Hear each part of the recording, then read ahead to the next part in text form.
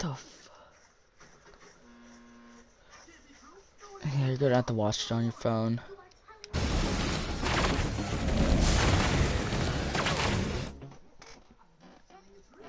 What? It's working?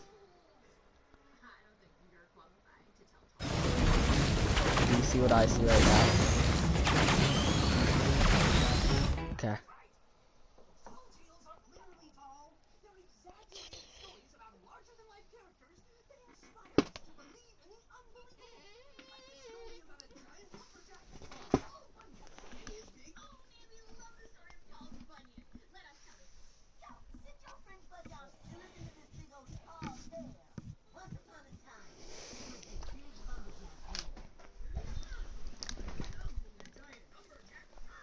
Depressed. I'm literally...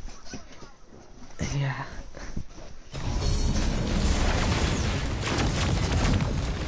He was saying the exact thing with my friend, so he had to watch it on his phone.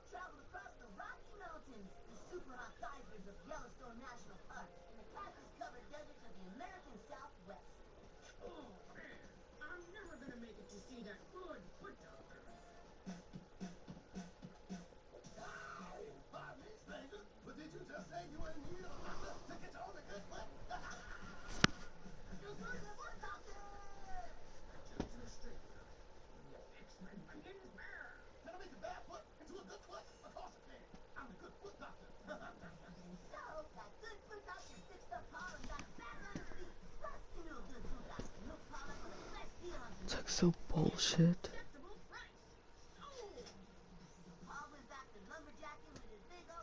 Cause yeah, Cam was the one that wanted to watch me play Alien Isolation. He had to watch it on his phone.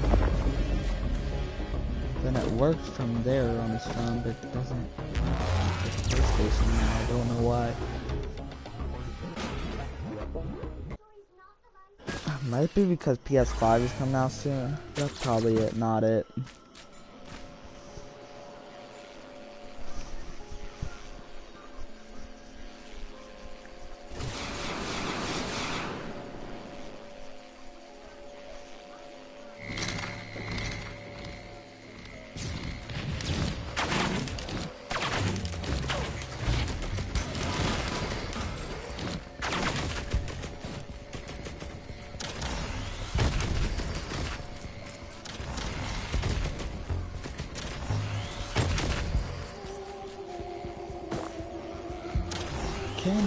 Candy's jellyfish. Okay.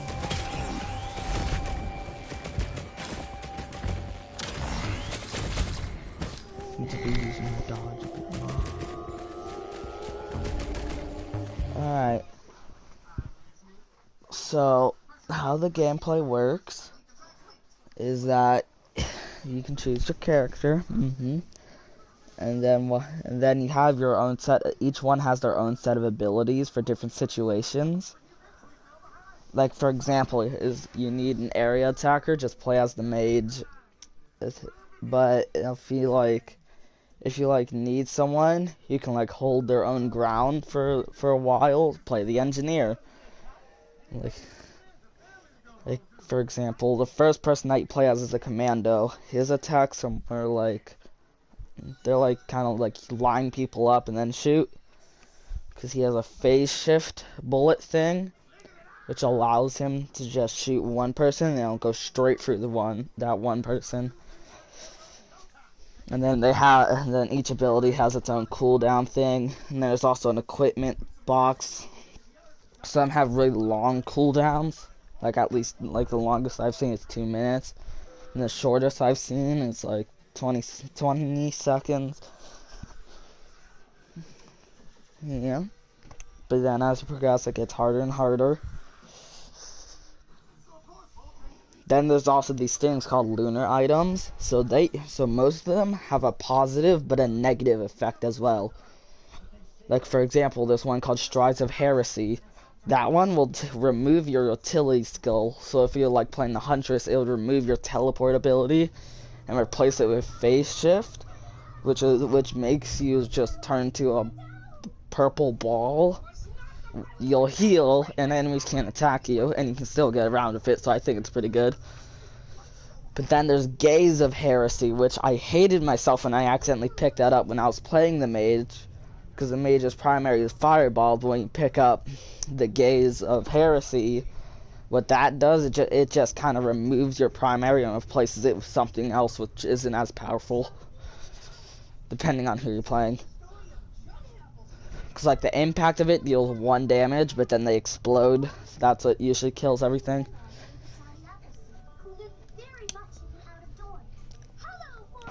But then like a positive and a negative effect lunar item would be the Shaped Glass, which doubles your damage but halves your health.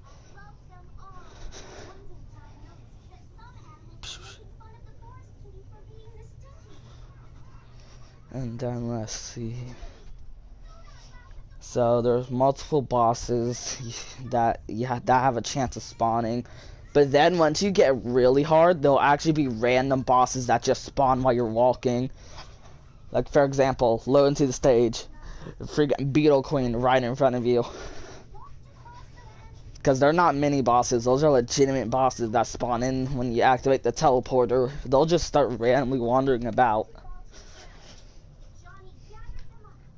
So, and then how you get items, depending if you have this certain artifact on, you like every time you kill an enemy, they have a chance of dropping something, but it'll remove any chest in the game. But with the chest, you just wander around. Sometimes you'll happen upon a chest.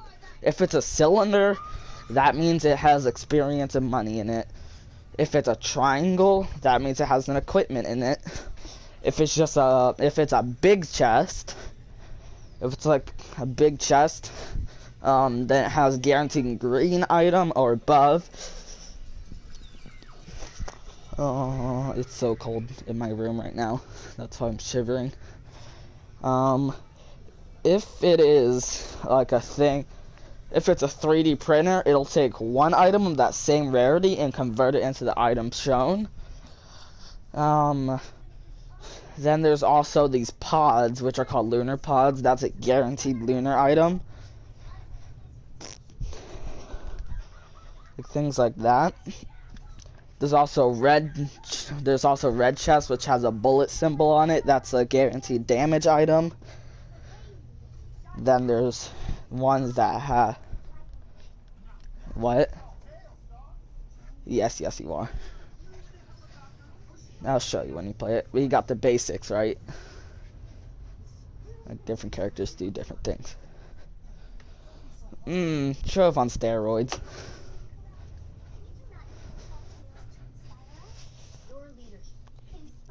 I wonder what the next character they're gonna add is gonna be. Cause let's see, the newest one is Acrid. He's like a melee / medium range character with poison attacks. He's weird. I haven't fully tried him yet. It's like a weird lizard character. How you get him though is like so hard. You need a bunch of pros to do it. Cause There's this place called the Bazaar Between Time. You get it by activating a new altar and then going for the blue portal. In that place, there's like a little ditch at the bridge where you walk across to get inside the bazaar. If you manage to parkour your way down there without dying by breaking your legs, there'll be this like purple portal. If you go in there, it'll take you to this void where you have to travel around and activate these void stabilizers. You have to activate all 10, but each time you activate one of them, something will be integrated into them. Like, for example, first one you activate, boom, a bunch of beetles. But then the second one that you activate can be like something like tri-tip dagger, which makes the beetles can make you bleed now. It's like really difficult, because also if you're not in a stabilization field, you start taking damage. It's not serious damage, but you take damage. You can probably take like 30 damage per second. That's how fast it is. What? Because I just talked continuously for like 5 minutes. I am not known for my lung capacity at all. But I mean, like, to other people, it might seem like I have infinite stamina, but that's because I have to push myself past my own limits. Like, my lungs will feel like they're bleeding inside by the time I'm done running.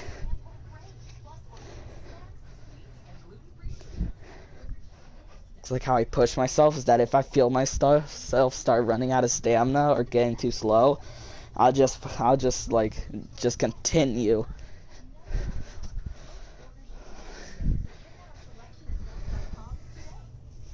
Yes.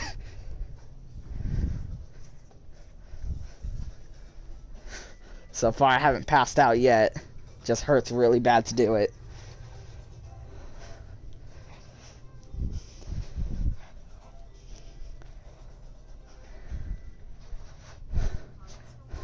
And then sometimes I can even do it by accident, which I hate.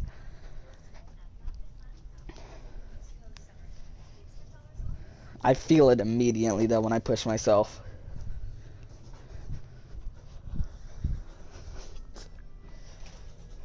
And then the bad thing is that if I do stop, it takes me forever to regain my breath. So that's kind of a con to it. I was also pacing back and forth, so now my spine hurts. Don't even ask me how that works.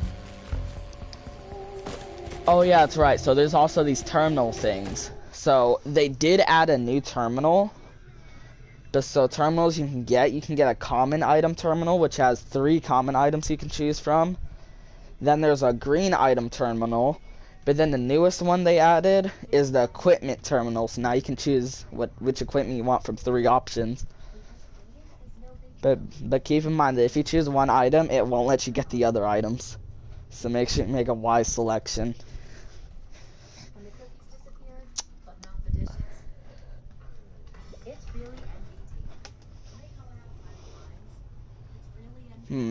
What type of character do you like?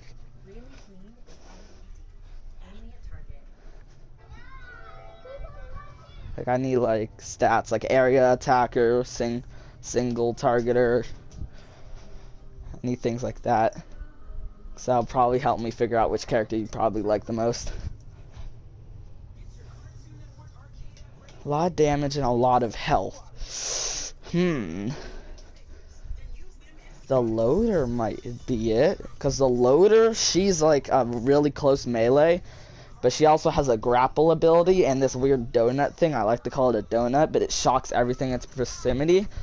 But as she continues to punch things, she gets a barrier around her health. So that's probably someone. Also, most people don't know she's a she because of the body build that she has. But it even says she when you look at her description, so... If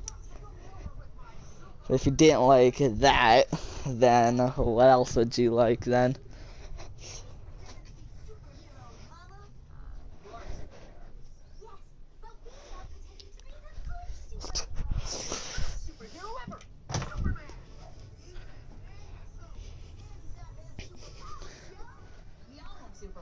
So at first I thought my main was gonna be the mage because I like her Nova Bomb, which is an area attack. Then she can also provide bursts of attacks things, but she does not have that much health. She's one of the more, she's like maybe the first or second most fragile character. Because I know the Huntress is also a fragile character. Yeah, but... What? And now, Huntress is like, is an easy to get character here. You literally just have to complete 5 stages. That's it. Just to unlock her. With the loader, that won't be that hard for me. It's just that we have to be lucky and get a certain area.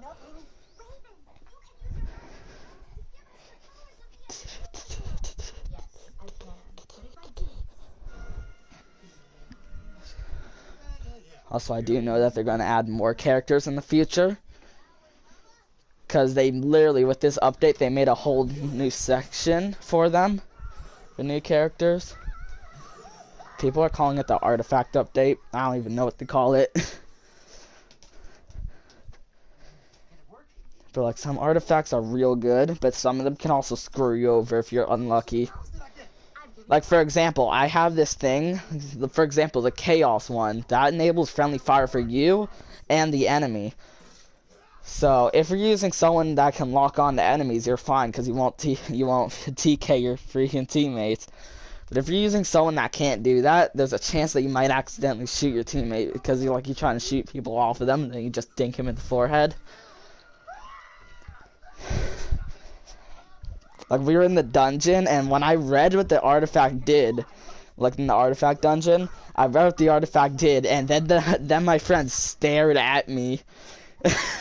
And that's how I knew what was about to happen.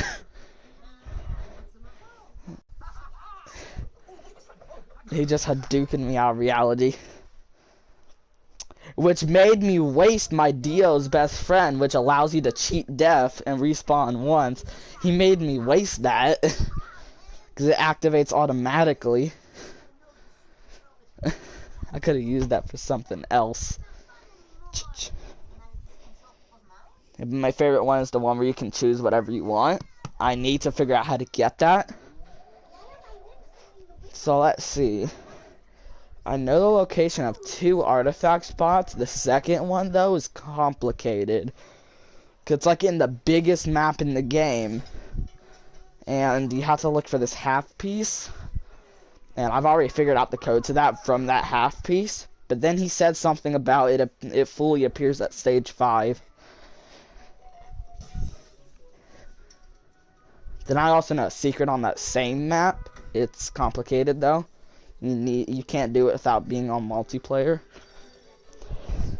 Also, I'm pacing around my room again. My legs are sore now.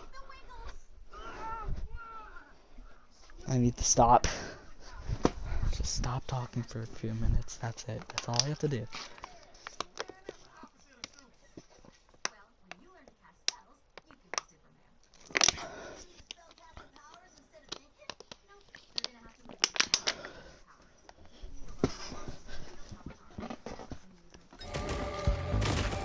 Oh yeah, that's right. One thing of advice, don't stop moving in this game.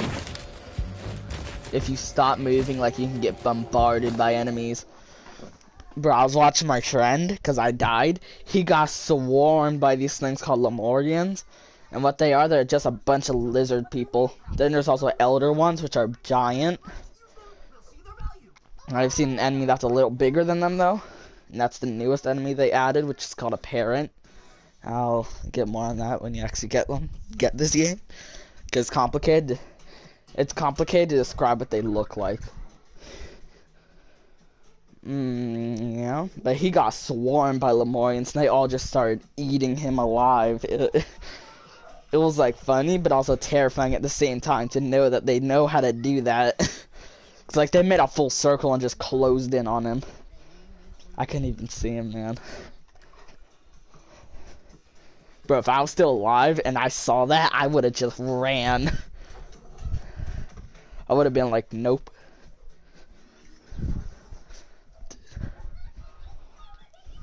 So far, I've unlocked everything for the Huntress except for a skin for her. That's right. To get skins for the characters, it's the same challenge. You just need to play as that character to do it. But it's complicated. You have to obliterate yourself at the obelisk on a monsoon. The obelisk is basically like a suicidal thing. If you interact with it, you kill yourself. But if you do it on monsoon mode, you get a skin for whatever character you did it with. Also, if you do it regularly, you get the mercenary, which is basically like a samurai rebel thing. He's like a samurai. He's like a samurai blade for hire. Yeah, but if you obliterate yourself to the obelisk regularly, you get a character called the mercenary. He's basically like this kind of ninja blade thing. He's like this samurai kind of. Yes, close enough. Except he has different abilities. One, he has a passive double jump.